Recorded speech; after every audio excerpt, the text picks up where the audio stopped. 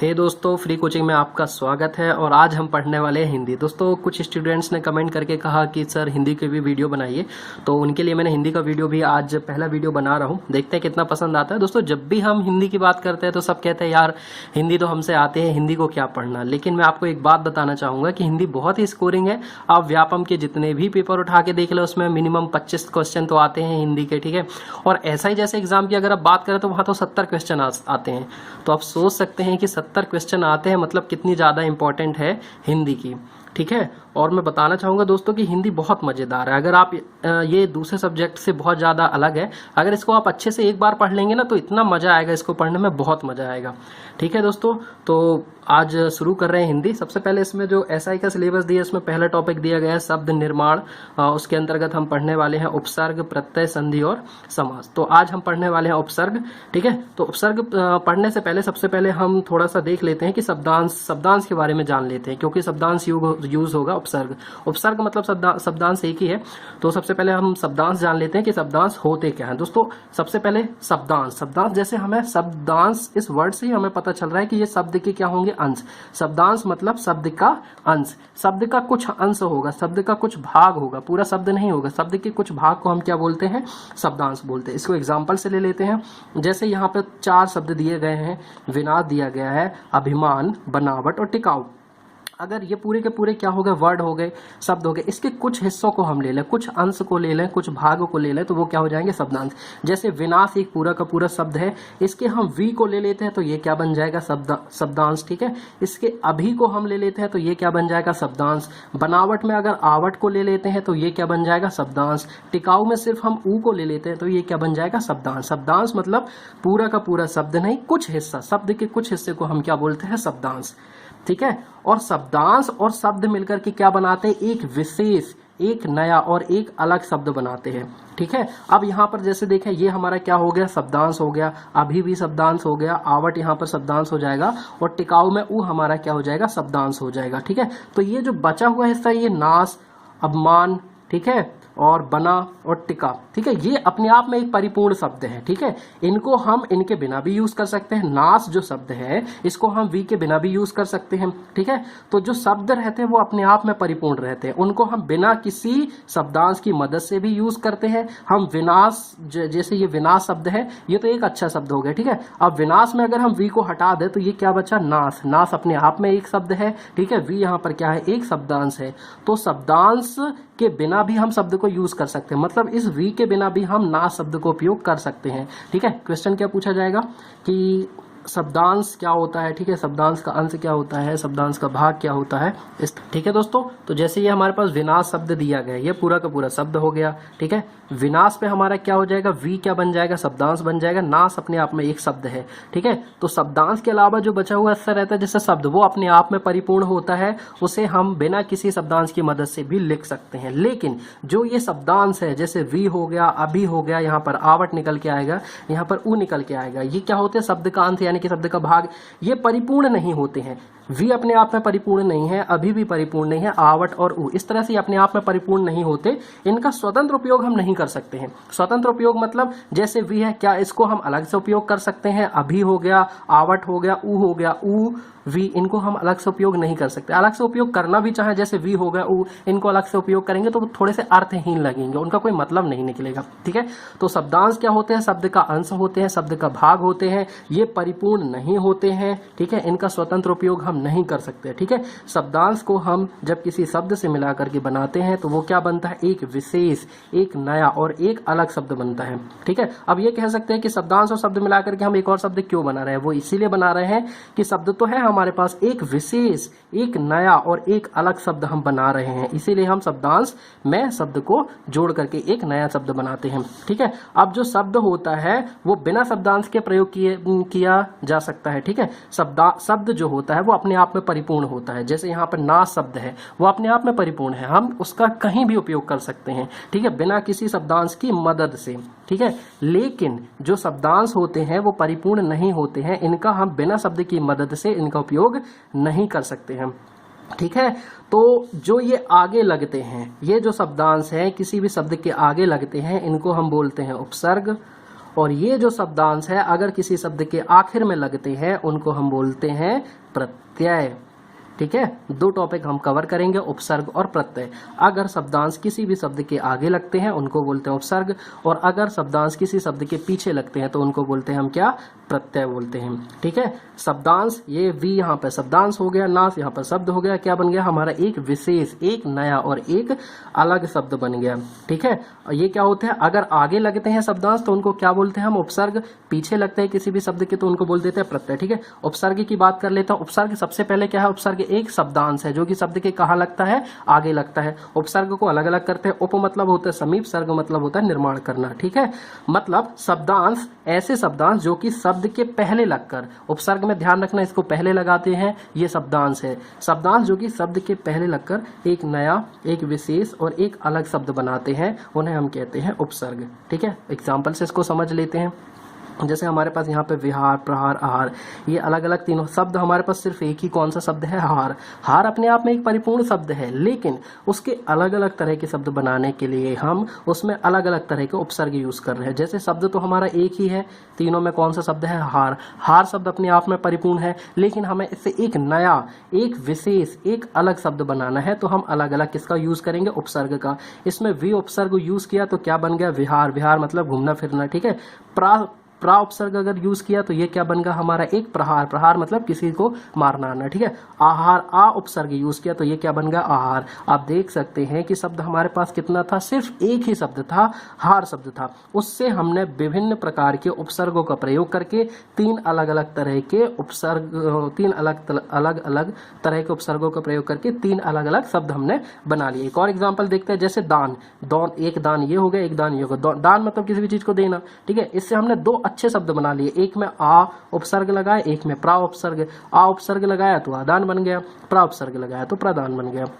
ठीक है, शब्द एक ही है, अलग अलग उपसर्गों का प्रयोग करके हम क्या बना लेते हैं, उससे नए शब्द बना लेते हैं जो कि विशेष होते हैं, नए होते हैं, थोड़े से अलग होते हैं। अब हम उपसर्ग की बात कर लेते हैं। क्वेश्चन क्या आएगा, उपसर्ग क्या है। ठीक है, क्वेश्चन क्या पूछा जाएगा कि आपका कि उपसर्ग, ठीक है, उपसर्ग क्या होता है जिसको कि हम स्वतंत्र प्रयोग नहीं कर सकते हैं। ठीक है, जितने भी उपसर्ग होते हैं, क्वेश्चन क्या आएगा, उपसर्ग क्या होते हैं। आपके शब्द होते हैं, शब्दांश होते हैं, संधि होते हैं, समास होते हैं, क्या होते हैं। तो उपसर्ग ध्यान रखना, क्वेश्चन आएगा तो क्या लिखेंगे, उपसर्ग क्या होते हैं, शब्दांश होते हैं। ये पूरे के पूरे शब्द नहीं होते, शब्द के कुछ हिस्से होते हैं जो कि या तो शब्द के आगे लगे होते हैं। ठीक है, उपसर्ग तो आगे ही लगे होते हैं, प्रत्यय जो है वो पीछे लगे होते हैं। ठीक है, तो उपसर्ग क्या है, ऐसे शब्दांश जो कि शब्द के आगे लगे होते हैं। क्वेश्चन आएगा उपसर्ग क्या होते हैं, शब्द होते हैं या शब्दांश, हम क्या लिखेंगे, शब्दांश होते हैं, शब्द के कुछ हिस्से होते हैं। ठीक है, और उपसर्ग के बारे में हम ये देख लेते हैं कि ये स्वतंत्र प्रयोग नहीं होते हैं। ठीक है, बिना किसी शब्द के प्रयोग से हम इनका उपयोग नहीं कर सकते, इनकी स्वतंत्र सत्ता नहीं होती है।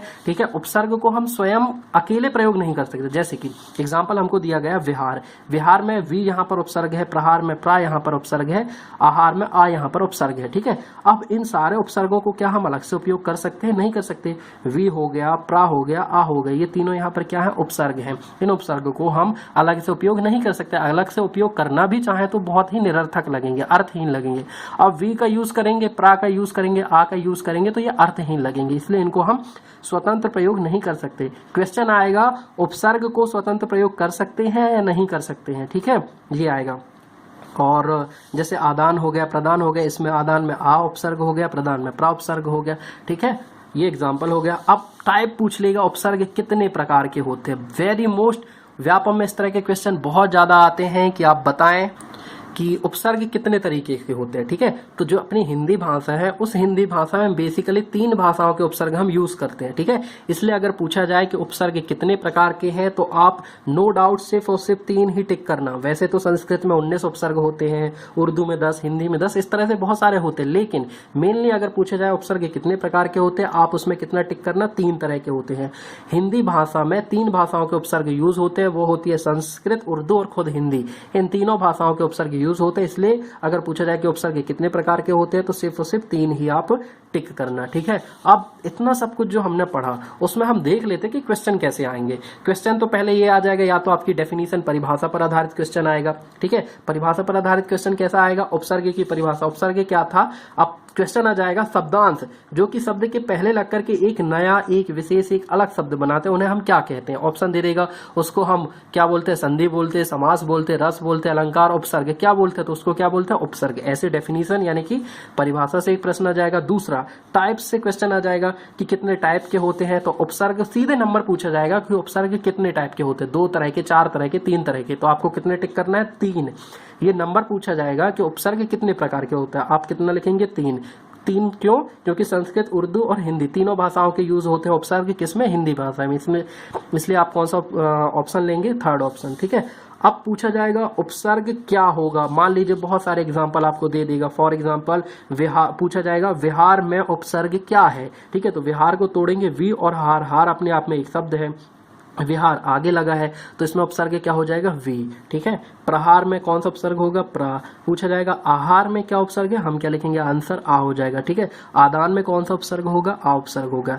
कोई सा भी एक वर्ड दिया जाएगा, उसमें पूछेगा कि उपसर्ग क्या है। ठीक है, हमने क्वेश्चन जान लिया कितने तरह से क्वेश्चन पूछेगा, या तो उपसर्ग प्रत्यय जो भी है शब्दांश उनकी डेफिनेशन यानी कि उनकी परिभाषा पर आधारित प्रश्न होगा। दूसरा कितने तरह के होते हैं। ठीक है, तो उपसर्ग कितने तरह के होते हैं, 3 तरह के होते हैं। तीसरा होता है उपसर्ग क्या होगा, कोई भी एक आपको शब्द दिया जाएगा, पूछेगा इसमें उपसर्ग क्या होगा। इस तरह से आपके क्वेश्चन बनेंगे। ठीक है, और दोस्तों जो शब्दांश शायद आपने ध्यान नहीं दिया होगा, शब्दांश कितने तरह के होते हैं, 2 तरह के शब्दांश हुए, एक होता है उपसर्ग और एक होता है प्रत्यय। अगर किसी भी शब्दांश जो होते हैं किसी भी शब्द के अगर आगे लगते हैं तो उनको उपसर्ग बोलते हैं, और शब्दांश जो है किसी भी शब्द के पीछे लगते हैं उनको बोलते हैं प्रत्यय, उपसर्ग और प्रत्यय। ठीक है, तो शब्दांश कितने तरीके के पूछा जाएगा, शब्दांश कितने तरह के होते हैं, नंबर पूछेगा, 1 होते हैं, 2 होते हैं, 3 होते हैं, हम कितने लिखेंगे, 2।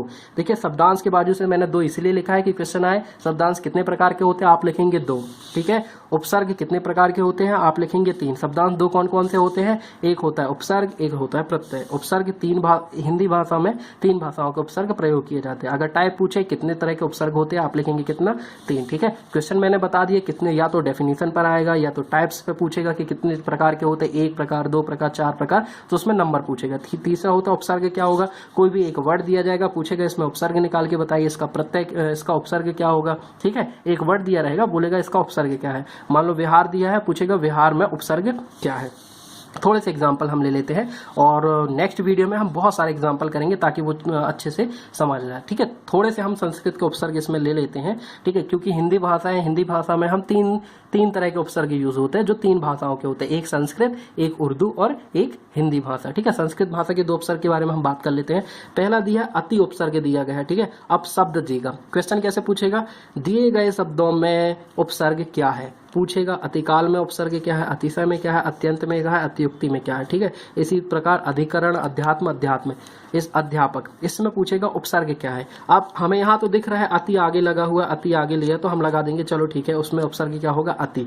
लेकिन जो 90% लोग गलती करते हैं, हिंदी की सबसे बड़ी खासियत यही है कि लोग अच्छे से समझते नहीं है और बस फटाफट करके आ जाते हैं। इस तरह में सभी लोग गलती करते हैं, तो ये गलती आप ना करें। अत्यंत, अत्याचार, यहाँ पे अति तो दिख नहीं रहा, यहाँ पे अत्य दिख रहा है। ठीक है, तो अगर ऑप्शन में पूछा जाता है कि अत्यंत में क्या उपसर्ग होगा, अब अत्य दिया है तो ज्यादातर लोग अत्य लगा के आ जाएंगे कि अत ये इन तीनों में है तो इसको लगा दो, ये नहीं होगा। ठीक है, अत्यंत, अत्युक्ति और अत्याचार, इसमें क्या उपसर्ग होगा, हमारा अति उपसर्ग होगा। ठीक है, ठीक है, इसको आप इस तरह से पढ़िए। जितने भी ये मैंने रेड मार्क कर दिए हैं ये बहुत ही इंपॉर्टेंट है, अगर ये क्वेश्चन में आएंगे तो आप बिल्कुल भी गलती मत करना। इनमें कौन सा उपसर्ग आएगा, अति, अति, अति, तीनों में कौन सा उपसर्ग आएंगे, अति उपसर्ग। इसको इस तरह से पढ़ा कीजिए, जैसे अत्यंत है इसको पढ़ेंगे अतियंत, अत्यंत थोड़ा सा रुक के पढ़ो, अतियंत, अतियुक्ति, अतियुक्ति, अत्याचार, अत्याचार। ठीक है, अत्याचार, अतिशय मतलब क्या, अतिकाल मतलब होता है क्या, लेट हो जाना, एक तरह से कोई पर्टिकुलर टाइम दिया जाए उससे बहुत ज्यादा लेट हो जाना, उसको बोलते हैं अतिकाल। अतिशय मतलब बढ़ा चढ़ाकर, अत्यंत मतलब बहुत ज्यादा, अतियुक्ति मतलब अतियुक्ति, अतियुक्ति मतलब बात, अति मतलब बहुत ज्यादा, किसी भी बात को बहुत ज्यादा बढ़ा चढ़ा करके बताना। अत्याचार का मतलब आपको पता ही होगा। ठीक है, अगला एग्जाम्पल देखते हैं, यहाँ पर जैसे दिया गया है अधि। ठीक है, अधि यहाँ तो हमें दिख रहा है अधि है तो हम अधि लगा देंगे।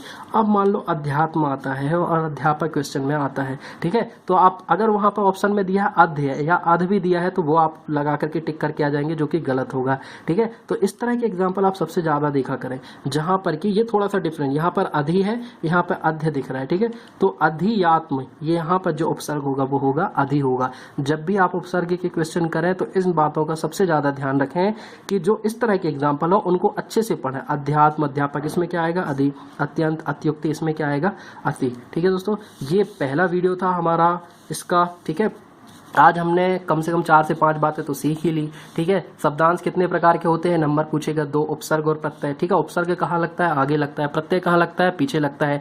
शब्दांश क्या परिपूर्ण होते हैं, शब्दांश परिपूर्ण नहीं होते, इनका स्वतंत्र प्रयोग नहीं कर सकते हैं। अब उपसर्ग भी हमारा शब्दांश है, तो उपसर्ग भी अपने आप में परिपूर्ण नहीं होगा। ठीक है, उसको भी हम अकेले यूज नहीं कर सकते हैं। पूछेगा उपसर्ग कितने प्रकार के होते हैं, उपसर्ग 3 प्रकार के होते हैं। हिंदी भाषा में 3 भाषाओं के उपसर्ग यूज होते हैं, इसलिए आप 3 टिक कर देना। ठीक है, ये मैंने क्वेश्चन बताया कि किस तरह से क्वेश्चन आ सकते हैं, ये थोड़े से एग्जांपल है। नेक्स्ट वीडियो हम और बहुत सारे एग्जांपल कर लेंगे, उसके बाद हम मल्टीपल चॉइस क्वेश्चंस भी करेंगे, बहुत सारे इसी टॉपिक से रिलेटेड। ये पहला वीडियो था, आप लोगों के कमेंट का इंतजार रहेगा। जरूर बताएं कैसा लगा ये वीडियो। हमारे कुछ स्टूडेंट्स ने रिक्वेस्ट की थी कि सर हिंदी पे भी वीडियो बनाइए, तो ये मैंने पहला वीडियो बनाया है।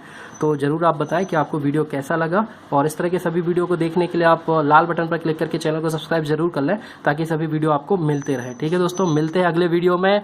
Thank you so much.